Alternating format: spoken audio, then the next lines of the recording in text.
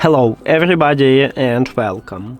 In this video I'm going to show you how to remove water from your earbuds TOZO Tonal Dots.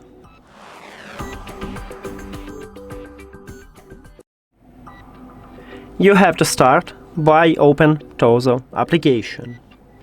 Of course you need to add your earbuds to the app and then go to the settings at the right top. At the third line we have water drainage for earbuds and what this feature do. So it uses sound vibration to push water from the speaker grills.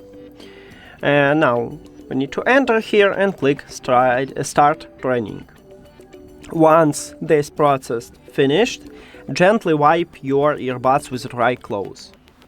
Then what important is to let them air dry naturally, because you cannot, don't use heat or blowing air directly, because it can destroy your earbuds.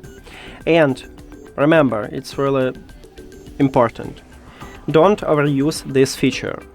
It really helps you, but if you will use it too often, you could damage your earbuds. So that's it. Thank you for watching this video. If you found it helpful, please consider subscribing to the channel and leave the like on the video. See you later!